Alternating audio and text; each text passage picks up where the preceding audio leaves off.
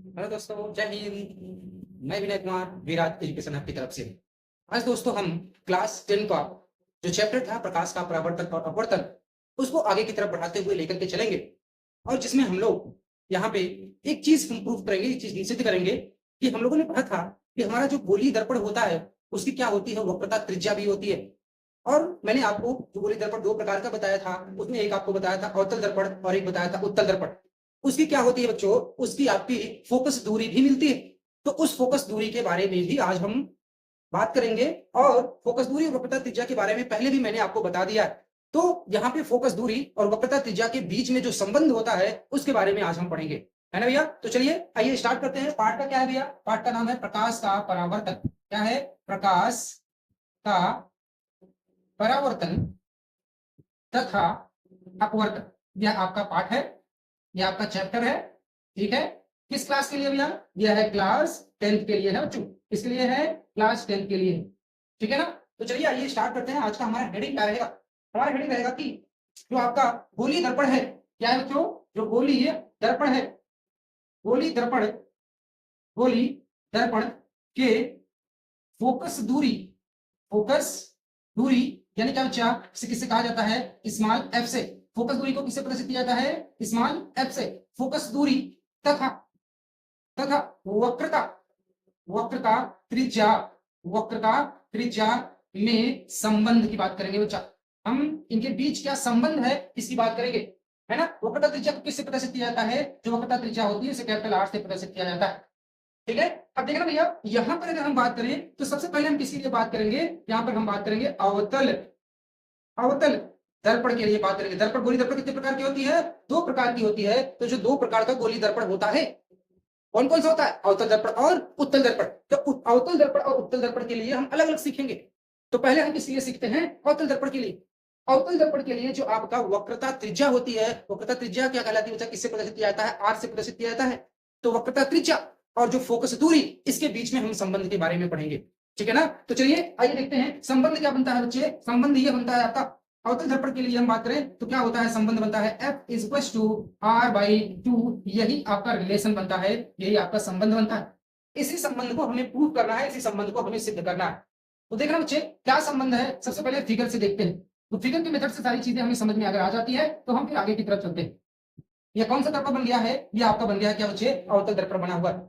अवतल दर्पण का यहाँ पे क्या होता है? यह मुख्य अक्ष होता है और मुख्य अक्ष पर ही क्या पाया जाता है? ध्रुव पाया जाता है। और यहीं पे क्या पाया जाता है बच्चे? वक्रता केंद्र पाया जाता है। और वक्रता केंद्र ध्रुव के बीचों बीच में क्या पाया जाता है? फोकस पाया जाता है, पोल पाया जाता है। यह किससे सिद्ध होता है बच्चे? यह जो फोकस दूरी है F बराबर आर बाई टू, ये इसी से बात क्या होती है? प्रूफ होती है, इसी से बात यह सिद्ध होती है। ठीक है ना। तो चलिए आगे देखते हैं क्या होता है। आगे जो आपका बनेगा रिलेशन, यहाँ पर रिलेशन क्या बनेगा, किस तरह से बनेगा, उसके बारे में हम यहाँ पर पढ़ेंगे। ठीक है ना। चलिए देखिए भैया, होता क्या है कि जो आपका, हम क्या करेंगे, सबसे पहले हम लोग यहाँ पर दो प्रकाश की किरण लेंगे। एक प्रकाश की किरण क्या होगी कि जो आपका मुख्य अक्ष के समांतर जाएगा। कहां से जाएगा बच्चे? मुख्य अक्ष के समांतर। तो हम क्या करते हैं? मुख्य अक्ष के समांतर प्रकाश की किरण लेकर के जाते हैं। और आपको पता है कि मुख्य अक्ष के समांतर जाने वाली या आपतित प्रकाश किरण परावर्तन के पश्चात कहां से होकर के जाती है? या परावर्तन के पश्चात फोकस से होकर के जाती है। यह परावर्तन के पश्चात कहां से होकर जाएगी बच्चों? फोकस से होकर के जाएगी। यह कौन सी किरण है? आपतित किरण है। और यह कौन सी है? परावर्तित किरण। आपतित किरण का हम नामकरण कर देते हैं। इसका नामकरण हमने क्या कर दिया बच्चे? ए और बी कर दिया। इसका नामकरण हम लोगों ने क्या कर दिया? ए बी कर दिया। ठीक है। अब आगे देखिएगा, यह जो ए बी किरण है, यह ए बी किरण परावर्तित होती है। परावर्तित होकर के वह कौन सी बन जाती है? बी सी यहाँ पे दिया है तो हम क्या कर देते हैं? बी डी किरण आपका बन जाता है। ठीक है। अब देखिए बच्चे, अगर आपको क्या बनाना हो, इसका अभिलंब बनाना हो, तो अभिलंब बनाने के लिए आपको क्या करना पड़ेगा? यहां से, कहां से दिया देखना जरा। फिगर थोड़ा सा अच्छे से बना दिया जाए भाई। फिगर के बारे में कोई कोताही नहीं, है ना। इसमें कोई लापरवाही नहीं, इसको सही से बनाया जाए। देखना कैसे बनेगा, इस तरह से बनाते हैं। देखिए फिगर को थोड़ा ठीक से बनाएंगे तो हमें सारी चीजें समझ में आएगी अच्छे से। इस तरह से बनाते हैं और एक किरण, एक रेखा लेकर के आते हैं। इसका नाम ही क्या होता है? इसे कहा जाता है अभिलंब। यह कहां से होकर के जाता है? यह आपका वक्रता केंद्र से होकर के जाएगा। वक्रता केंद्र से होकर के जाने वाली जो किरण होती है, यह क्या, जो रेखा खींची जाती है, इसी को क्या कहा जाता है? अभिलंब कहा जाता है। अब आपको पता है कि यह कौन सी किरण है? यह आपकी आपतित किरण है या परावर्तित किरण है। तो अभिलंब और आपतित किरण के बीच बनने वाला जो कोण होता है वह कौन सा कोण कहलाता है? वह आपतन कोण कहलाता है, जिसे एंगल आई से प्रदर्शित किया जाता है। यह कोण क्या हो जाएगा आपका? यह कोण होता है परावर्तन कोण। इसे क्या कहा जाता है? आपका एंगल आर कहा जाता है। एंगल आर कहा जाता है। ठीक है ना? बताइए इतनी बातें आपको समझ में आ रही है? अगर इतनी बातें समझ में आ रही है तो सबसे पहले आप लोग क्या करेंगे, फिगर को बना लेंगे और फिर इसके आगे चलते हैं बच्चा। जल्दी से फिगर को बनाइए फटाफट, फिर आगे चलते हैं, इसको हम इरेज कर देते हैं और फिर आगे की तरफ चलते हैं। तो फटाफट फिगर को बनाओ भाई, फिगर समझ में आ गया है तो फिगर को बनाइए। देखो बच्चा, सबसे पहले यहाँ पे हम बात करेंगे, हमने किसके लिए बात करेंगे, अगर तो हमारा क्या होता है, हम लोग जानते हैं कि जो आपका कोण दिख रहा है, यहाँ पे कोण दिखेंगे कई सारे, उन कोण के बारे में बात करेंगे। सबसे पहले बात करते हैं किसका बच्चा, परावर्तन के नियम से। परावर्तन के नियमानुसार, परावर्तन के नियमानुसार क्या होता है बच्चे, परावर्तन के जो नियमानुसार होता है, क्या होता है, परावर्तन के नियमानुसार आपतन कोण आई और परावर्तन कोण आर दोनों आपस में क्या होते हैं, बराबर होते हैं। जब ये दोनों आपस में बराबर हैं तो जरा एक बात ये बताओ भाई, यहाँ पे आपतन कोण आई क्या है। अगर हम आपतन कोण आई की बात करें तो कोण आई बराबर क्या है, ए बी और सी। तो कोण आई बराबर क्या है, ए बी सी। कौन सा कोण है, कोण ए बी सी। अगर हम कोण आर की बात करें तो कोण आर क्या है बच्चे, जरा देखना ध्यान से, क्या हो जाएगा, सी डी और डी। क्या हो जाएगा, कोण आर बराबर क्या हो जाएगा, सी, कोण सी बी और क्या हो जाएगा बच्चे, डी हो जाएगा। बात समझ रहे हो ना, कौन सा कोण हो जाएगा, कोण हो जाएगा सी बी और डी। यहां पर एक कोण आपको मिल जाता है। तो यह दोनों कोण आपस में क्या है बच्चा, यह दोनों कोण आपस में बराबर हैं। जब दोनों कोण आपस में बराबर है तो हम यहाँ पे लिख सकते हैं एंगल ए बी सी बराबर होगा एंगल सी बी डी के। बोलो भाई ये बातें इतना समझ में आ रही है। अगर इतनी बातें आपको समझ में आ रही हैं तो इसके आगे हम लोग चलते हैं। यहां से आप केवल क्या कर सकते हो बच्चा, सी बी डी पूरा डी ना लेकर के यहाँ केवल एफ तक ले सकते हो, तो हम केवल एफ तक भी लिख सकते हैं। तो हमने एफ तक केवल लिख दिया, चलो हम यहाँ केवल एफ तक ही लेते हैं। कुछ लोग कह रहे हैं कि एफ तक केवल लिख सकते हैं, तो हाँ हम एफ तक केवल लिख सकते हैं। चलो तो केवल हम एफ तक ही लेते हैं। तो इतनी चीजें समझ में आ गई। अब जरा देखना बच्चे, यहां पर आपका अगर हम बात करें तो होता क्या है बच्चा, जो ए बी आपका है, ए बी जो रेखा है, ए बी जो किरण है, वह क्या है बच्चा, सीपी के क्या है, समांतर है। किसके समांतर है, सीपी के समांतर है। तो हम कह सकते हैं ए बी आपतित किरण, ए बी आपतित किरण, आपतित किरण मुख्य अक्ष, मुख्य अक्ष सीपी के समांतर है। सीपी के क्या है बच्चा, समांतर है। अगर यह सीपी के समांतर है और यहां पर क्या कर रहा है बच्चे, सीबी इन दोनों रेखाओं को क्या कर रहा है, काट रहा है, तो क्या हो जाएगा बच्चे, जो जिसे जिसे सीबी रेखा, जिसे सीबी रेखा काटती है, सीधी रेखा क्या करती है, काटती है। जरा देखना बच्चे, यहां पर अगर हम एक छोटा सा फिगर बनाएं, इसमें समझाएं किस तरह से। ये देखो ये वाली है, ये कौन सी रेखा है, ए बी रेखा की बात कर रहे हैं यहाँ पर हम, है ना। और यह कौन सी रेखा है, यह रेखा कौन सी बच्चा, यह रेखा आपकी क्या है, यह रेखा आपका सीपी है। यहाँ सीपी लिखा है, सीपी नहीं सीपी रेखा। अच्छा सीपी काटती है और सीपी समांतर है, हाँ ठीक है। यह कौन सी रेखा है, यहाँ पर हो जाएगा सीपी। कौन सा हो जाएगा बच्चे, सीपी। ये सीपी हो गया। अब देखो इसे काट कौन रहा, इसे काट रहा है बच्चे, और ये वाला देखो यहां से इस तरह से काट रहा है, इसको भी काट रहा है। अगर इस रेखा को आगे की तरफ बढ़ाया जाए तो इसको भी यह काटते हुए आगे की तरफ चला जाता। बात समझ रहे हो ना। तो इनको काटने का काम कौन कर रहा है, इनको काटने का काम सीबी कर रहा है। तो जब देखो, जब आप लोग देखते होंगे, एक रूल देखते होंगे, एक नियम देखते होंगे, इस तरह से जब कट करता है तो यहाँ पे क्या लगता है बच्चे, एकांतर कोण का नियम लगता है। क्या लगता है, एकांतर कोण का नियम लगता है। और इस एकांतर कोण के नियम के अनुसार क्या हो जाएगा, आपका कोण ए बी सी बराबर हो जाएगा किसके, कोण आपके कोण ए बी सी जो बराबर हो जाएगा वह किसके बराबर हो जाएगा, कोण बी सी एफ के बराबर हो जाएगा। यानी यह वाला कोण, कोण ए बी और सी, यानी यह वाला जो कोण होगा वह किसके बराबर हो जाएगा, बी सी और एफ, इस वाले कोण के आपस में क्या हो जाएगा, बराबर हो जाएगा। यानी यहां पे क्या लगेगा बच्चे, एकांतर कोण का नियम लगता है।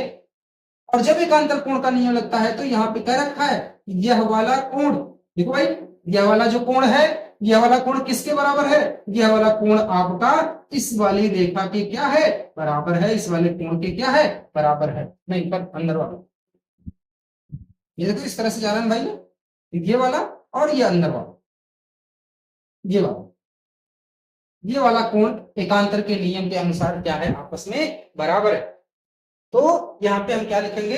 एकांतर कोण के नियमानुसार, एकांतर कोण है ये सब, ये कौन से कोण हो जाएंगे? एकांतर कोण। तो एकांतर कोण में क्या आ जाएगा? कोण ए बी सी, कोण ए बी सी बराबर होगा किसके? कोण बी सी एफ के, कोण बी सी एफ के बराबर होगा। यह कौन सा नियम है? यह आपका एकांतर कोण के नियमानुसार, एकांतर कोण के नियमानुसार ये आपस में क्या होंगे? बराबर होंगे। बताओ भाई, इतनी बातें समझ में आई है ना? पहले मैंने क्या किया, ध्यान से समझना। पहले हमने क्या किया बच्चे? एक लिया है अवतल दर्पण, उस अवतल दर्पण पे मुख्य अक्ष के समांतर प्रकाश की किरण डाली, वह प्रकाश किरण परावर्तित होकर कहां से होकर के जाएगी? फोकस से होकर के जाएगी। अब हम क्या करेंगे? वक्रता केंद्र से अगर हम क्या करेंगे भाई, जो दर्पण होता है, दर्पण के किसी बिंदु से लेकर के वक्रता केंद्र से होते हुए अगर कोई रेखा खींचते हैं तो वही क्या कहलाता है? अभिलंब कहलाता है। पहले भी बताया, जब ये अभिलंब कहलाएगा तो अब जरा समझो बच्चा, अब क्या होगा कि आपतन कोण और अभिलंब के बीच बनने वाला कोण क्या होता है? आपका आपतन कोण। आपतित किरण और अभिलंब के बीच बनने वाला कोण क्या होता है? आपतन कोण होता है। परावर्तित किरण और अभिलंब के बीच बनने वाला कोण क्या होता है? परावर्तन कोण होता है ना भैया? और क्या होता है? परावर्तन के नियम अनुसार ये दोनों कोण आपस में क्या होते हैं? बराबर होते हैं। भाई चीजें मैंने यहाँ पे लिखा है, परावर्तन के नियम अनुसार क्या होता है बच्चे? दोनों कोण आपस में बराबर होते हैं। तो दोनों कोण जब आपस में बराबर होंगे तो आपतन कोण क्या होगा और परावर्तन कोण क्या होगा? आपतन कोण क्या होगा बच्चे? आपतन कोण आपका जानते हो, अब क्या आपतित कोण क्या हो जाएगा? आपतन कोण क्या हो जाएगा? ए बी और सी। और परावर्तित कोण क्या हो जाएगा बच्चे? आपका बी, सॉरी देखना भाई, ये वाला ना क्या हो जाएगा? सी बी और एफ ले लो या डी ले लो। तो एफ ले लिया, हम नजदीक वाला है, ले लिया बच्चे। यहाँ से लेकर के हम लोग आपकी तरफ चलते हैं। तो फिर हम लोग यहाँ पर क्या लगाते हैं? हम लोग ये देखते हैं कि जो आपका आपतित किरण है और जो आपका एक मुख्य अक्ष है, मुख्य अक्ष क्या है? सीपी है, आपतित किरण क्या है? एबी है। ये दोनों आपस में क्या है बच्चा? एक दूसरे के समांतर है, और एक दूसरे के समांतर वाले किरण को एक रेखा काट रही है, और वो रेखा कौन सी है? वह रेखा है आपका सीबी। तो जब वो काटेगी तो वहां पर कौन सा नियम लग जाएगा? एकांतर कोण का नियम लग जाता है, जिसमें कोण एबीसी कोण बीसीएफ के बराबर होगा, यानी ये वाला कोण इस वाले कोण के क्या हो जाएगा? बराबर हो जाएगा। बात समझ रहे हो भैया ना? ये चीज समझ में आ रही है?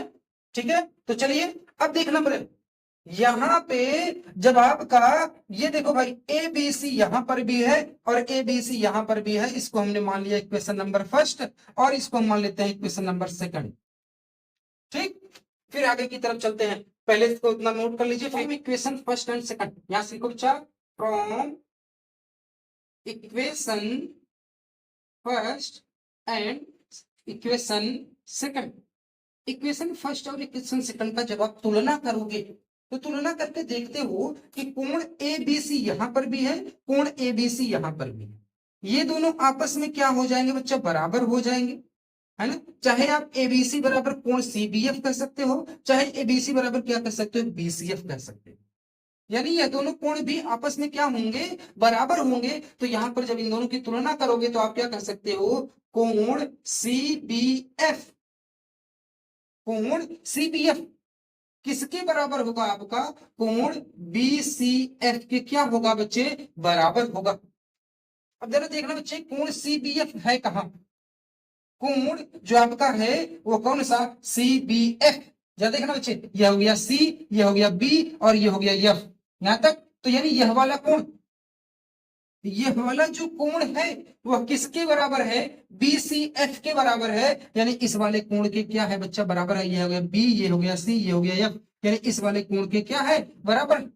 यानी अब देखो बच्चा, ये दोनों कोण आपस में क्या हो गया? बराबर हो गया। तो देखो जरा त्रिभुज, ध्यान से देखना बच्चे, त्रिभुज इस तरह से बन रहा है, इस तरह से देखो जरा, कैसे बन रहा है भाई? ये देखो इस तरह से त्रिभुज बन रहा है यहाँ पर, और यहाँ पे इस तरह से त्रिभुज आपको बनता हुआ दिख रहा है कि नहीं दिख रहा है? इस तरह से कौन कौन सा वाला बिंदु मिल रहा है? एक देखो बच्चा सी, एक मिल रहा है यहाँ पर आपका बी, एक यहाँ पर क्या मिल रहा है, एफ मिल रहा है, यह वाला जो कोण है और यह वाला जो कोण है, जब ये दोनों कोण आपस में क्या हो गए, बराबर हो गए, यह कौन सा कोण हो जाएगा, यह कोण हो जाएगा आपका बी सी, देखो भाई सी बी एफ, यह वाला कोण हो जाएगा, यह वाला कोण हो जाएगा कौन सा, सी बी एफ हो जाएगा, कोण सी बी एफ। और ये वाला कौन सा हो जाएगा, ये हो गया सी बी एफ, और ये वाला क्या हो जाएगा, बी सी एफ हो जाएगा, ये वाला कौन सा होगा, कोण कोण बी सी एफ हो गया। जब ये दोनों कोण क्या हो गए, आपस में बराबर हो गया, जिसकी वजह से हमें क्वेश्चन मिल जाता है, क्वेश्चन नंबर 3 मिल गया भाई। मान लेते हैं कि क्वेश्चन 3 मिलता है, जब आपका ये दोनों कोण आपस में क्या हो गए, बराबर हो गए। तो यहाँ पे जब त्रिभुज के दो आंतरिक कोण आपस में बराबर होते हैं, तो उसकी दो भुजाएं भी आपस में क्या होती हैं, बराबर होती हैं। तो इसकी दो भुजा भी आपस में बराबर हो जाएगी, यानी सी एफ बराबर हो जाएगा किसके, एफ बी के। बात समझ रहे हो बच्चन, यानी यह जो आपका सी एफ है वह एफ बी के क्या होगा, बराबर होगा। अगर आप देखोगे इसको इस नीचे लेकर के आओगे तो यहाँ पर क्या हो जाएगा, ये बराबर हो जाएगा। यानी यह जो आपका सी एफ है, यह सी एफ किसके बराबर हो जाएगा, एफ बी के बराबर हो जाएगा। तो अतः जो आपका निष्कर्ष निकलता है, निष्कर्ष क्या निकलता है कि जो आपका सी एफ है वह क्या है बच्चा, वह एफ बी के क्या है बच्चा, बराबर है। सी एफ एफ बी के क्या होता है, बराबर हो जाता है। बताइए यहां तक की बातें समझ में आई है। अब अगर यहां तक की बातें समझ में आ गई है तो उसके आगे फिर चलते हैं बच्चा। अब उसके आगे आपकी कहानी को बढ़ाते हुए लेकर के कि अगर आप मान लो कि इसका जो द्वारक है, इसका जो छोटा बिंदु है, वह जो छोटा बिंदु है, छोटा द्वारक है, यानी द्वारक किसे कहा जाता था बच्चे, यही वाला द्वारक है ना। यह द्वारक जो इतना बड़ा है, इतना बड़ा ना होकर के बहुत ही छोटा हो जाए, जो इतना बड़ा द्वारक है, इतना बड़ा द्वारक ना होकर के क्या हो जाए, बहुत ही छोटा हो जाए। जब बहुत छोटा हो जाएगा तो यह वाला जो पॉइंट बहुत दूर दूर है वो क्या हो जाएगा, बहुत पास पास ही हो जाएगा। यानी जो बी पॉइंट है वह किस में बदल जाएगा, वह पी पॉइंट में बदल जाएगा। बात समझ रहे हो ना। यानी जो आपका एफ बी है वह एफ बी अब क्या कहलाने लगेगा, वह आपका एफ पी कहलाने लगेगा, है ना। तो यहां पे हम लिख देते हैं बच्चा, ध्यान से देखिएगा क्या लिखते हैं, जब द्वारक बहुत छोटा कर दिया जाए, छोटा कर देते हैं तो क्या होता है, तो एफ बिंदु, जो बी बिंदु है, बी बिंदु पी पर आ जाता है, बी बिंदु कहां जाता है, पी पर आ जाता है ना।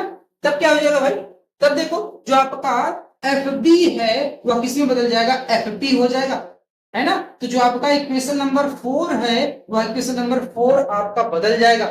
इक्वेशन नंबर 4 बदल करके क्या हो जाएगा, इक्वेशन नंबर 4 बदल करके ये सी एफ बराबर क्या हो जाएगा बच्चे, सी एफ बराबर आपका हो जाएगा क्या, एफ पी हो जाएगा।